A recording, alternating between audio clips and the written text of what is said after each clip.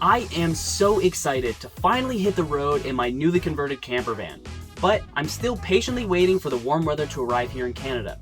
So instead of sitting around twiddling my fingers, I thought why not take advantage of the downtime and work on projects that I haven't had time for, until now. This is the entryway of my van, and it's our first target on the checklist. See, I've had an unrealized idea for this space for a while, and that ends today. I started with a cardboard template because I didn't really know at the time exactly how I wanted this to work. I cut it to size, and you might already guess what I'm planning here. I sketched out where the light switch would be on my template, but this ended up not mattering because of a change I made later. Stick around and I'll explain. I cut the hole and then tested it. It fit well and was looking pretty good. I used a ruler to draw some straight edges and cut them out.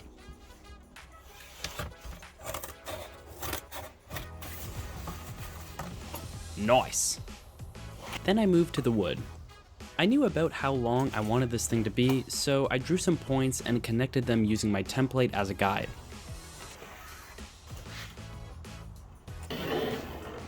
I cut off this weird piece from the end of the plywood sheet, and after making a jig that would allow me to cut perfectly straight lines, I used my saw to make the cuts.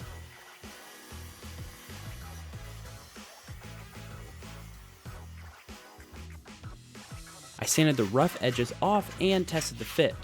My idea is to have a folding table here for extra counter space in the van, something I've seen a lot of other van lifers do.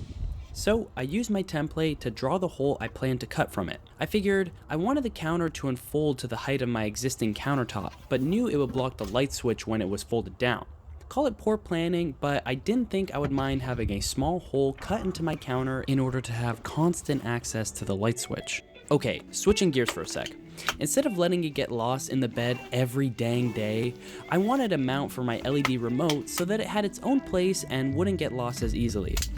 This was a really cheap mount that I got online, and it simply goes up with some adhesive strips. Even though it's basic, it's exactly what I needed, and I really like using it so far.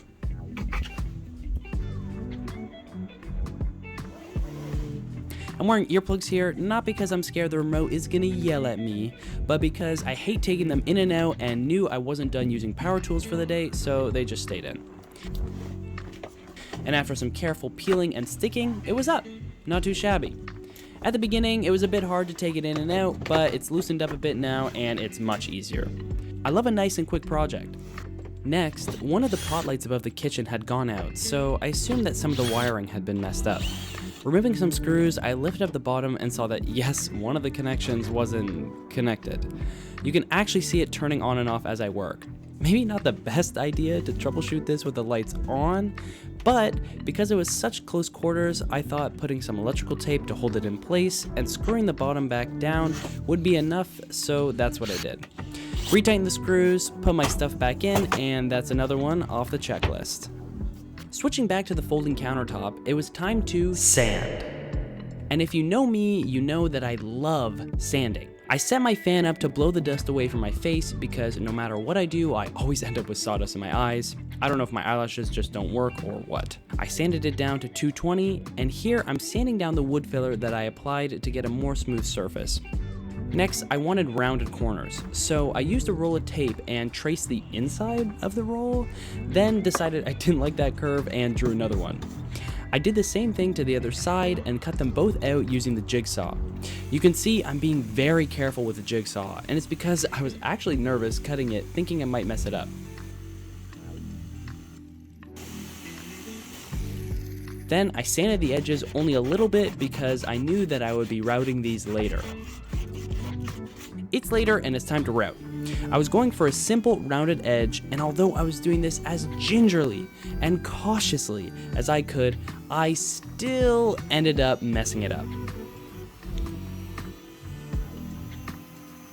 Old man to the rescue.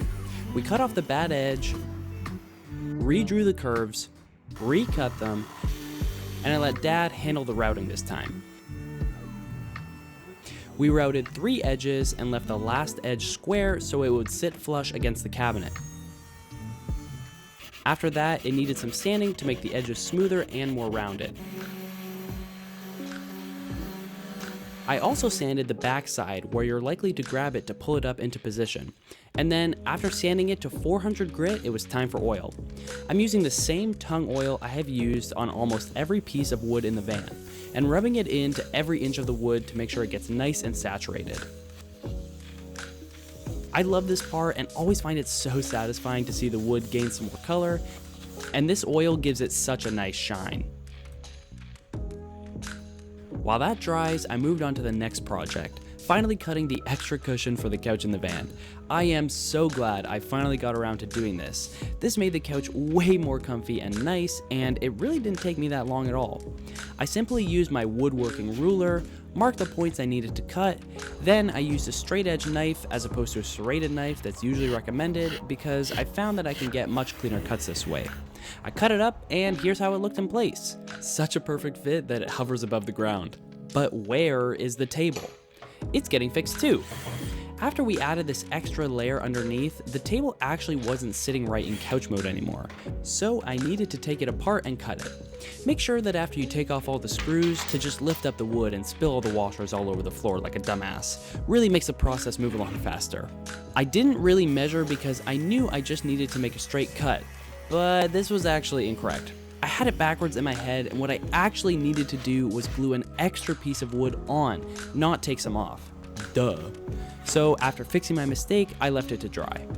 Now the tung oil was dry and I could wipe down the tabletop to get all the excess off. Onto the fun part. All we needed to do was attach the brackets and mount this beauty. Holding them at a 90-degree angle, we hand screwed them in to prevent cracking, and then brought it into the van. Remember how I said that hole in my template wasn't going to end up mattering? That's because of this. I decided that I would mount the table below the light switch for two big reasons. One, the table could then be used indoors and outdoors, and it's actually such a nice height when you're outside of the van. And two, it would avoid the need for a hole in the table altogether. So great, let's mount this baby and see how it is.